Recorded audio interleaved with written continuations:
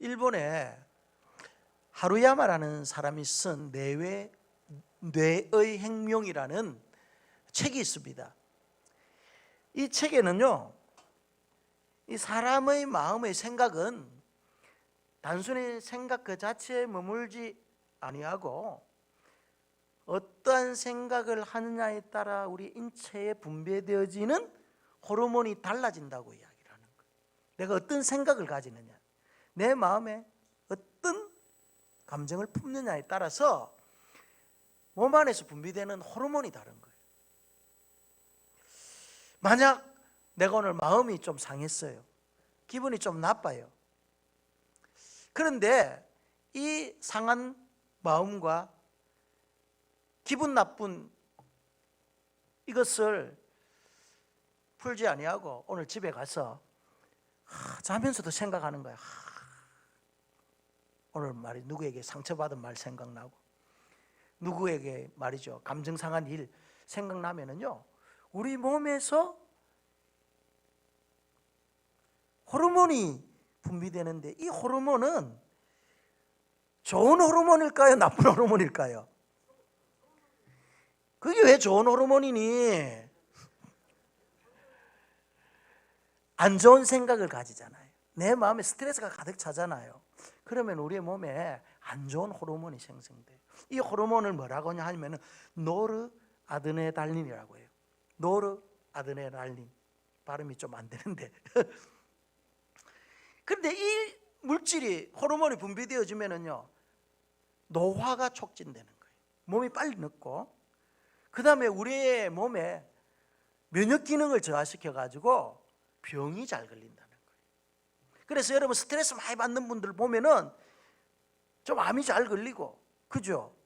또 스트레스 때문에 말이죠, 뭐 잡다한 병들이 많이 생기는 이유가 우리 몸에 안 좋은 호르몬이 흐르기 때문에 그래요. 예, 스트레스 받으면 그래. 그런데 또 우리의 마음에 기쁨과 이 감사함으로 내가 좋잖아요, 행복하잖아요. 그러면은 정말 우리 한 몸에서 정반대의 호르몬이 또 분비되어지는 거예요. 이것을 베타 엔돌핀이라고 해요. 그래서 이 호르몬이 분비되어지면은요, 내가 병이 있는데도 면역 기능을 강화시켜 가지고 병을 낫게 하기도 하고 건강을 회복시키기도 하는 거예요. 그래서 감사하고 기뻐하고 뭐 항상 땡큐 하는 분들을 보면은요, 잔병이 없어요. 왜? 몸에 항상 좋은 호르몬 베타 엔돌핀이 흐르기 때문에 그런 것입니다. 결국 우리의 마음의 상태는요, 내가 어떠한 생각을 가지고 어떻게 하느냐에 따라서 달라지고, 그것 때문에 우리의 몸이 건강해질 수도 있고, 또 질병 가운데 노출될 수도 있다는 거예요. 모든 것이 다 그렇다는 건 아니지만은 이 뇌외혁명의 책에 보면은 그런 주장을 펴고 있는 것이, 성경에도 동일한 말씀을 하고 있습니다. 잠언서 17장 22절에 보면은요, 마음의 즐거움은 양약이나 심령의 근심은 뼈를 마르게 하느니라. 이 사람이 말하는 것보다 성경이 미리 다 이야기해놨잖아요. 여러분, 우리의 마음의 즐거움은요, 약 중에 최고의 보약이에요. 여러분, 기뻐하고 감사하는 것은 보약 중에 보약, 양약이에요. 그런데 여러분의 마음에 근심이 있고, 여러분의 마음에 항상 스트레스가 있으면은 그 근심과 그 걱정과 스트레스가 여러분들의 뼈를 마르게 하는 거예요. 뼈를 마르게 하는 거예요. 힘들겠죠, 그죠? 성경 데살로니가전서 5장 16절에서 18절에 보면 항상 기뻐하라, 쉬지 말고 기도하라, 범사에 감사하라, 이는 그리스도 예수 안에서 너희를 향한 하나님의 뜻이니라, 이렇게 이야기를 하고 있습니다. 우리를 불러주시고 우리를 자녀 삼아주신 이유 가운데 하나가 뭐라고요? 우리가 이 땅 살아가면서 항상 기뻐하고 쉬지 않고 기도하고 범사에 감사하는 것, 이것이 우리를 불러주신 하나님의 뜻 가운데 하나라는 거예요. 그런데 기뻐하라, 기도하라, 감사하라 이렇게 하시면 되는데 앞에 전제 조건을 달잖아요. 기뻐할 때도 항상 기뻐해야 된다. 항상이라는 수식어가 붙습니다. 기도하라 그렇게 말씀하지 아니하고 쉬지 않고 말고 기도해라. 감사를 하되 모든 일에 감사를 해라 이렇게 전제 조건을 달고 있습니다. 모든 것의 공통점이 무엇입니까? 우리가 어떠한 상황이 있다 할지라도 변함없어야 된다. 그리고 그것이 지속적이어야 된다는 것을 말하잖아요. 그러니까 우리를 향한 하나님의 뜻은요, 우리가 이 땅 사랑에 감사해야 되고 기뻐해야 되고 기도해야 되는데 그것을 한두 번 해보고 한두 번 감사하고 끝나지 말고 한두 번 기뻐해보고 한두 번 기도하다가 안 되면 그만두고 이게 아니라 변함없이 지속적으로 계속적으로 하다 보면은 우리를 통한 하나님의 뜻이 그 속에서 드러나는 거예요. 항상 감사하는 자에게, 쉬지 않고 기도하는 자에게, 범사에 감사하는 자에게 하나님께서 하나님의 마음을 가르쳐 주시는, 하나님 뜻대로 살 수 있도록. 여러분, 가을은 감사의 계절이잖아요. 평범한 일상에서 가장 하나님을 잘 느낄 수 있는 계절이 이 감사의 계절입니다. 가을입니다. 그래서 감사의 눈을 가진 사람은요, 들의 오곡백과를 보고 산의 아름다운 풍경들을 보면서 창조주 하나님, 여호와 하나님에 대한 감사, 하나님에 대한 찬양, 오 하나님 원더풀합니다, 하나님 그레이트합니다, 하나님의 위대하심을 찬양하는 거예요. 믿음의 눈이 있는 사람들은 우리의 일상에서 펼쳐지는 일들을 바라보면서 하나님께 찬양하고 감사하는 거예요.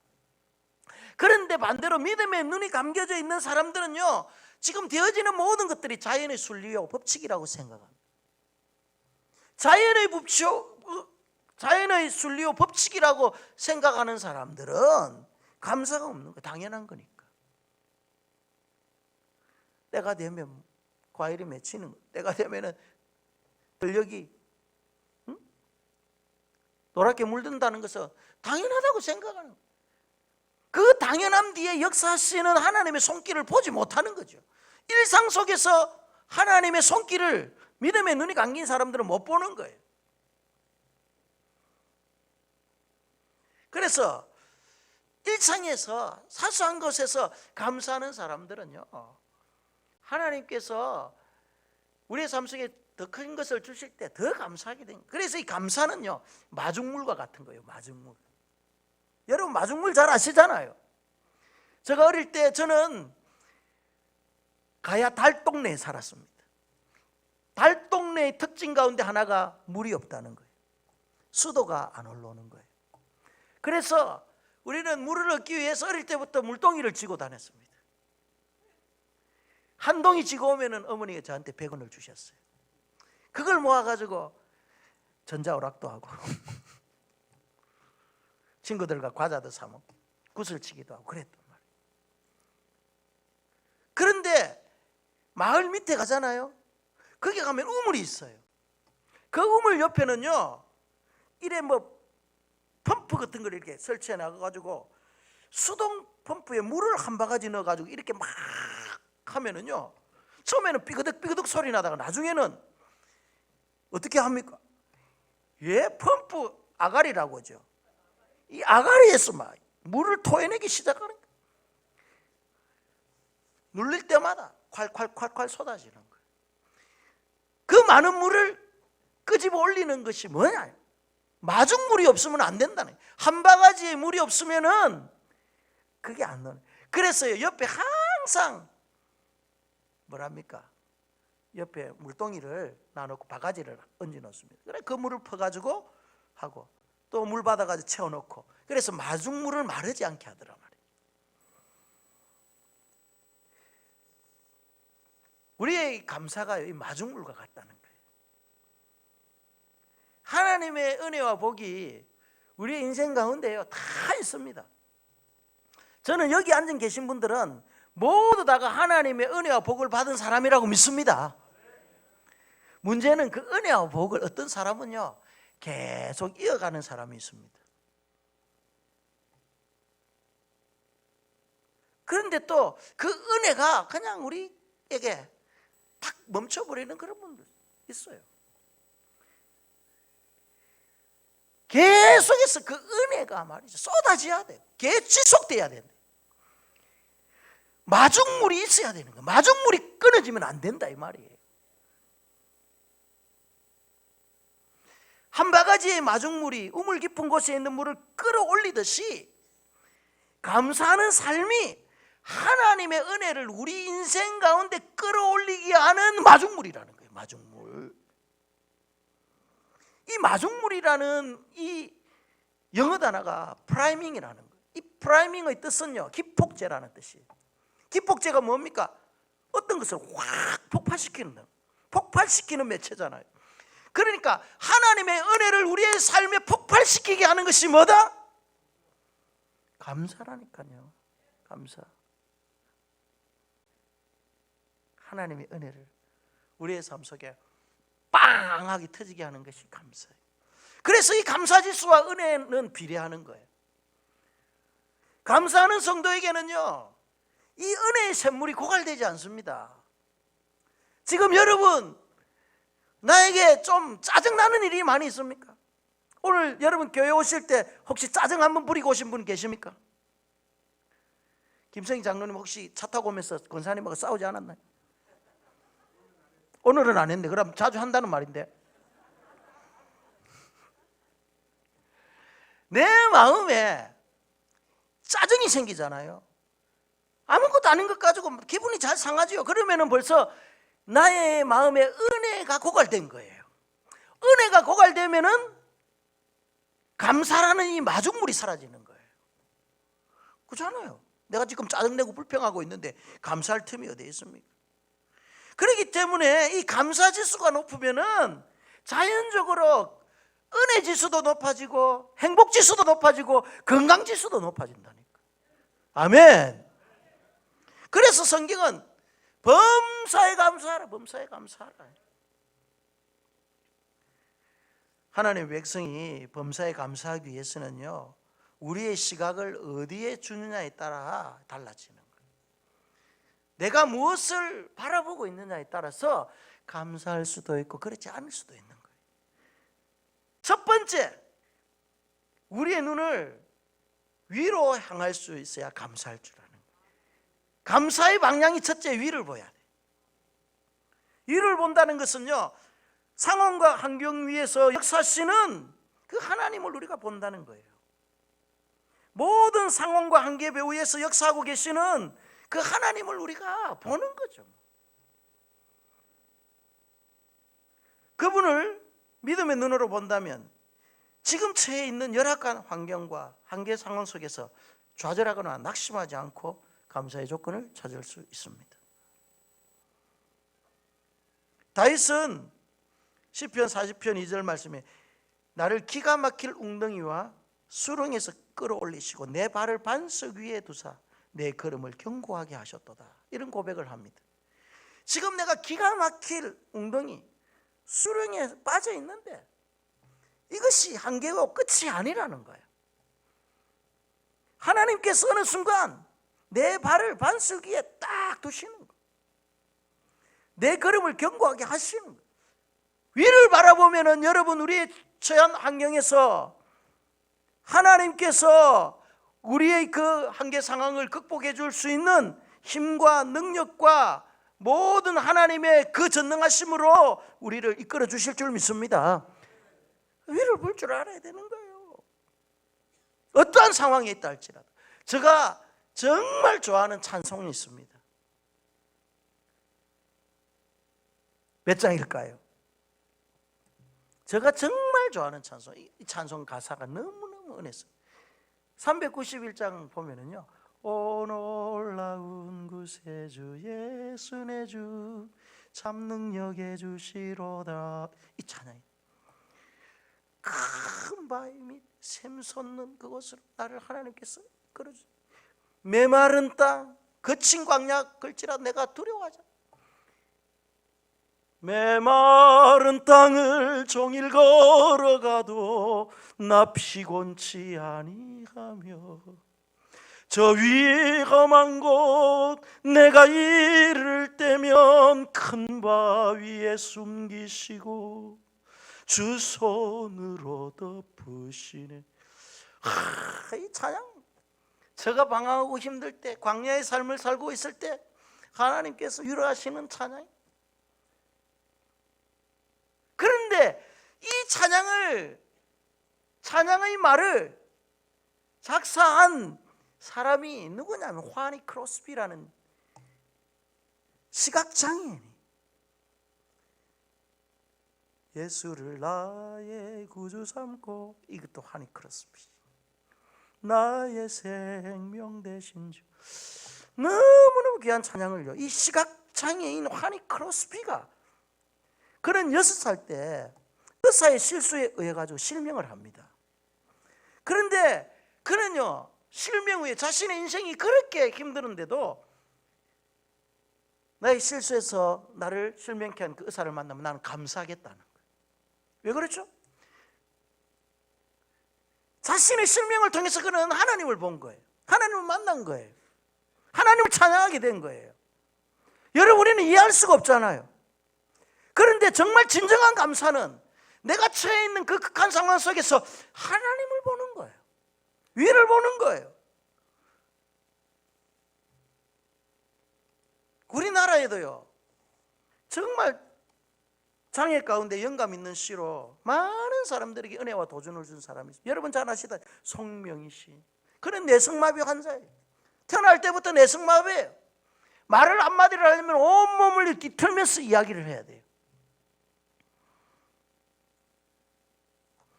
그녀가 예수님을 만난 후에 그녀 안 그 내면에서 우러나오는 진정한 감사가 있었습니다. 여러분, 예수님을 인격적으로 만나면은 나의 삶이 어떻든 간에 그 속에서 진정한 감사가 흘러나올 줄 믿습니다. 이 내성마비 송명희 시인이 그랬다니까요. 그러면서 그가 시를 적은 게 뭡니까? 나라는 거야. 그 나의 가사가 뭡니까? 나 가진 지식 없어. 나 남이 가진 건강 있지 않아. 나 남이 없는 것 있으니. 이렇게 공평하신 하나님이 나 남이 가진 것 나 없지만 공평하신 하나님이 나 남이 없는 것 갖게 하셨네. 다른 사람이 볼 수 없는 걸 하나님께서 보게 하셨고, 다른 사람들이 듣지 못한 음성을 자기는 들었다는 거예요. 남이 믿지 못하는 것, 자기는 말이죠, 받지 못한 것 다 믿고 받았다는 거예요. 사랑받았다는 거예요. 다른 사람들이 깨우치지 못했던 영적인 진리 깨달은 거예요. 위를 바라보니까 내가 처해 있는 그 환경 속에서 진정한 감사가 나오더라는 거예요. 진정한 감사, 고차원적인 감사죠. 만약에 제가 그랬다면 제가 그렇게 했을지 저는 의문스럽습니다. 그런데 정말 예수님을 인격적으로 만난 사람은 그런 정말 감사가 마음에서 우러나오는 거예요. 두 번째, 범사에 감사하는 성도가 되기 위해서는요, 우리의 눈을 이제 위로만 바라보면 안 돼요. 위로만 바라보면은 어떻게 그 고차원적인 삶을 살겠어요? 때로는요, 우리는 나와 눈높이를 같이 할 줄 알아야 돼요. 나의 눈을 수평으로 하는 감사를 할 줄 알아야 된다. 수평으로 한다는 것은 무엇을 말합니까? 당연한 것, 쉬운 것, 평범한 것, 일상적인 것에 대해서 감사해라는 거예요. 우리는요, 돈으로 계산할 수 없는 것들을 일상에서 엄청나게 혜택을 받고 있습니다. 그럼에도 우리는 그것이 당연하기 때문에 모르는 거예요. 여러분, 만약 10분 동안 산소의 공급이 중단된다면 여러분 어떻게 하시겠습니까? 숨 막혀가지고 다 죽죠. 호흡곤란으로 다 실려가야지 뭐. 그런데 그 산소를 우리는 매일매일 마시는 거예요. 우리가 하루에 마시는 그 산소를 값으로 계산하면은요, 얼마인 줄 알아요? 100만 원이에요. 100만 원. 그냥 마시는 공기의 가격이 100만 원이면 1년이면 얼마예요? 하여튼 어마어마한 그 양의 공기, 가치의 공기를 우리가 마시는, 돈으로 환산할 수 없을 정도로 많은 공기를 우리가 마시고 있는데도 모르죠. 뭐 당연한 거기 때문에.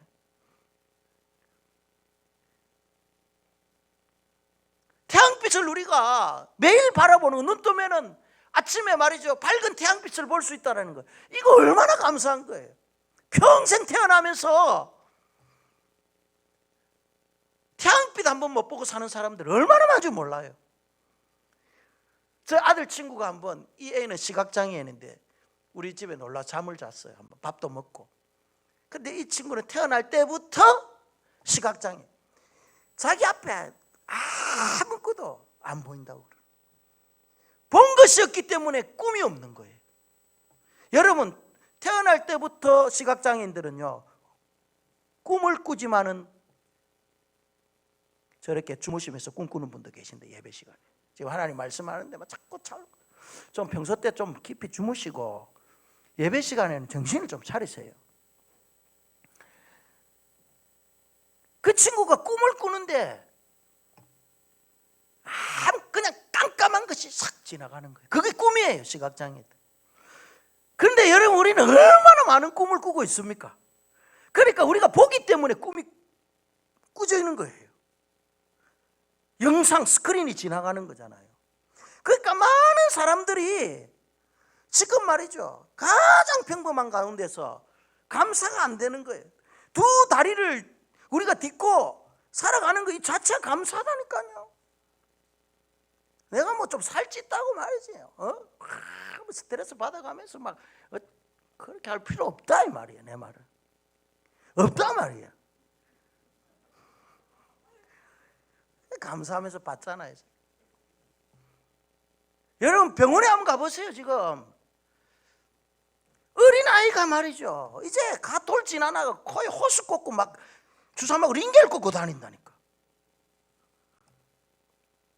소아과 병동에 가면은요, 머리 빡빡 깎고 항암 치료 받는 아들도 있어요. 그런데 우리 자녀가 공부 좀 못한다고 막 구박하면 되겠냐 이 말이에요.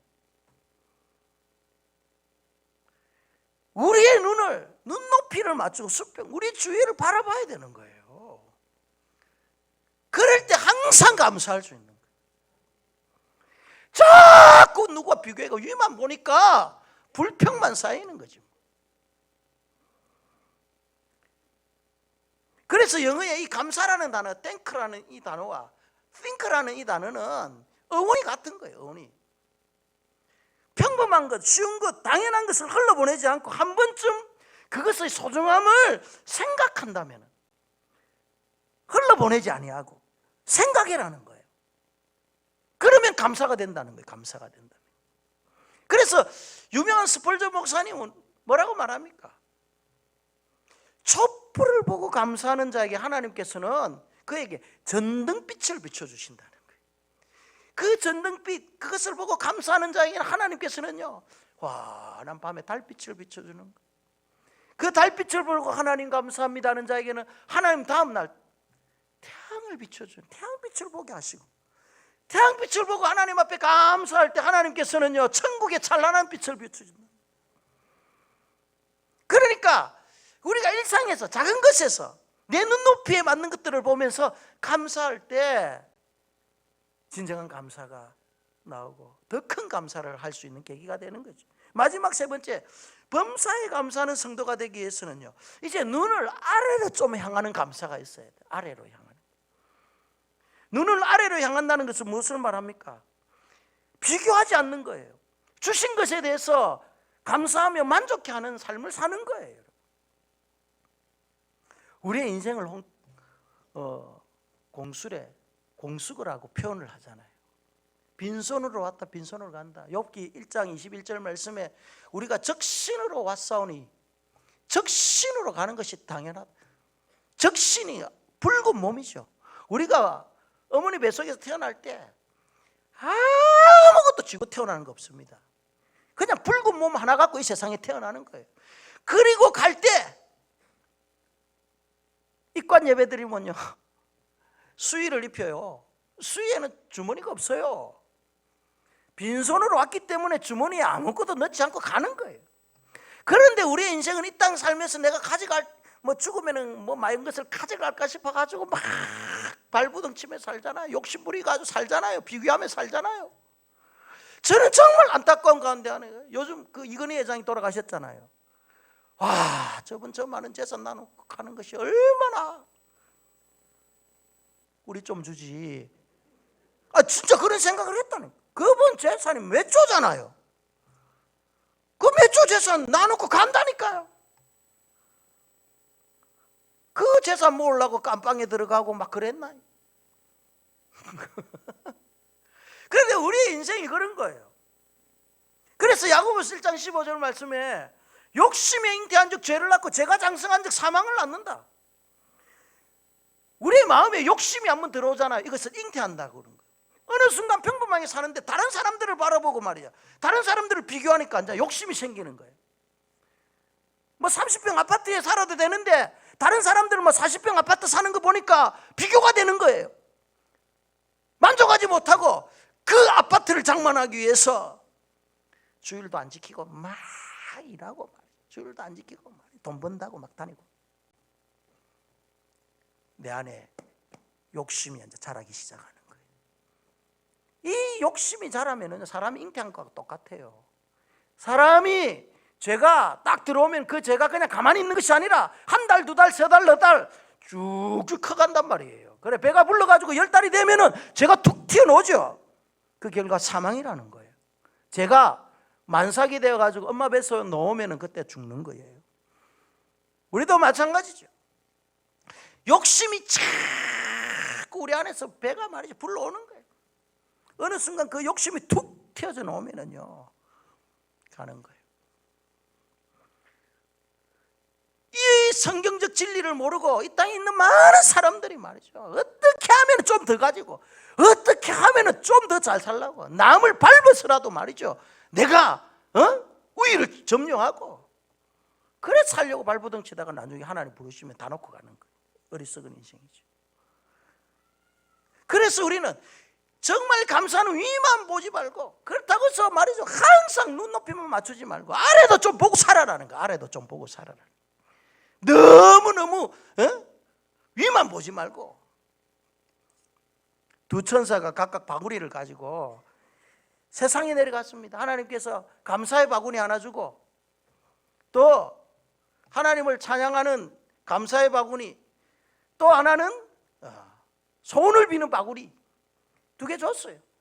천사들이 갖고 지구를 도는데 소원을 비는 바구니는 지구 반바퀴도 안 돌아가 가득 차가 올라가는 거예요.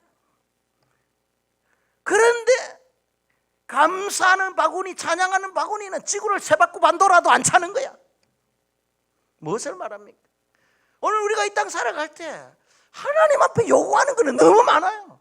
저도 기도하다 보면은요 앉자마자 하나님 이거 해주세요, 저거 해주세요, 이렇게 해주세요. 가만히 생각해보면 하나님에 대한 감사와 찬양은 하나도 없는 거예요. 적어도 하나님 앞에 기도하면은 하나님 나를 이곳에 있게 해주신 감사합니다. 감사의 조건을 내 그 하나님을 찬양합니다. 내 속에 있는 더럽고 추악한 모든 죄악들 하나님 용서해 주시고, 그렇게 하나님과 말이죠 기쁜 그 감사 그리고 찬양, 이것이 있고 난 이후에 하나님 이거 필요해요, 일용할 양식 주세요 하고 요구를 해야 되는데, 우리는 그 중간 단계를 다 빠져먹고 앉자마자 하나님 주세요, 하나님 주세요 요구만 하는 거예요. 그것이 나의 모습이더라니까요. 목사도 그런데 여러분은 어떻게 했어요? 그냥 하나님을 말이죠 알라딘의 그 램프 지니와 같이 생각하는 거예요. 요술 램프처럼 하나님이 그 도끼비 방망이나요? 아니잖아요. 우리 복된 성도는요 이제 감사의 지평을 넓혀가는 자들입니다. 오늘보다 내일 감사 더 하고 금년보다 내년에 더 감사의 지경이 넓어져야 되는 것입니다. 감사할 수 없는 상황 속에서 하나님의 선하신 뜻을 믿음으로 바라보면서 감사할 때 하나님은 그때 기뻐하시죠. 시편 50편 4절 말씀에 감사로 하나님께 제사를 드리며, 감사로 제사를 드리라는 거예요. 감사. 하나님이 가장 기뻐 받으시는 제사가 뭐라고요? 감사라니까요. 우리가 아까 불렀던 찬양 황소를 드림보다 진정한 예배를 기뻐 받으시는 주님. 요새 황소값 한 마리 4,500만 원 하잖아요. 우리가 하나님 앞에 돈 4,500만 원 쥐고 들어와가지고 헌금하는 것보다 하나님을 향한 진정한 감사의 제사를 드리는 것이 하나님 더 기뻐하신다는 거예요. 시편 100편 4절 말씀해 보면 감사함으로 그 문에 들어가며 찬송함으로 그의 궁전에 들어가서 그에게 감사하며 그의 이름을 송축할지어다. 그러니까 우리가 하나님 앞에 들어가는 첫 번째 관문을 여는 열쇠가 뭐라고요? 감사함으로 그 문에 들어간다. 감사가 하나님 궁정 안으로 들어가는 첫 번째 키라니까요. 그리고 난 이후에 궁정 안으로 들어가서 그때도 뭐 한다? 감사하며 그의 이름을 송축할지어다. 문을 여는 것도 감사요. 하나님 앞에 예배드리고 기뻐하는 것도 감사에서부터 시작돼야 된다는 거예요.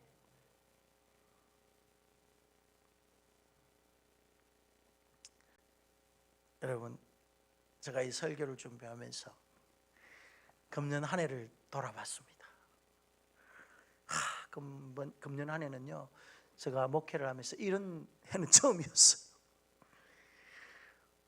보이지도 아니하는 그 바이러스 뭐 한두 달이면 끝날 줄 알았는데 이것이 1년을 가는 거예요. 이 바이러스가 대한민국뿐만 아니라 전 세계를 공포의 도가니로 몰아넣고 있는 거예요. 지금 수많은 사람들이 목숨을 잃었습니다. 경제가 휘청거리고요, 많은 소상공인들이 도산당. 이것으로 인해서 사회가 분열되고 갈등이 심화되고, 교육의 문제뿐만 아니라 여러 가지 문제들도 많아요. 이 코로나 때문에 일어나는 일상이 정말 무너지더라고. 또 말이지, 교회에서 드리던 이 예배, 현장 예배가 지금까지 한국교회 역사상 비대면 여부로 하는 건 처음인 거예요. 부득이하게 그래 한 거예요. 그럼에도 불구하고 제가 가만히 생각해 보니까, 야, 하나님께서 우리를 여기까지 인도해 주셔서 너무너무 감사하다.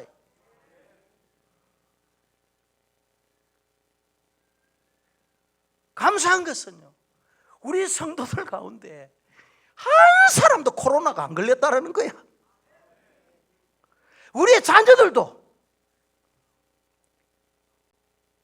주위에 말이지 코로나 내에서 격리당하고 있는 사람도 많은데 하나님의 은혜로 한 사람, 여러분 감사합니까? 오늘 헌금에 코로나 안 걸려서 감사합니다 하고 헌금한 사람 아무도 없다. 당연하다고 생각해. 정말 감사해야 되는, 감사해. 성도들이 교회를 향한 사랑이 식지를 않았더라니까요. 교회가 어려울까 싶어가지고. 여러분, 주일날 교회는 오지 않지만 온라인으로 헌금을 다 하는 거예요. 다 하는 거예요. 우리 선교사님들 파송이 취소될까 싶어가지고 우리가 한 달에 한 900만 원 이상이 선교비로 나가는데, 성도들이 말이죠, 선교헌금 다 온라인으로 다 붙이는. 그래서 한 번도 선교 헌금이 중단된 적이 없습니다. 아멘. 우리 교육자들 생활하는데, 교회 섬기는데 한 번도 사례가 미뤄진 적이 없습니다. 감사한 일이죠. 무엇을 말합니까? 물질이 있는 곳에 우리의 마음이 있는데, 여러분들의 그 물질이 교회를 사랑하는 마음의 표현이잖아요.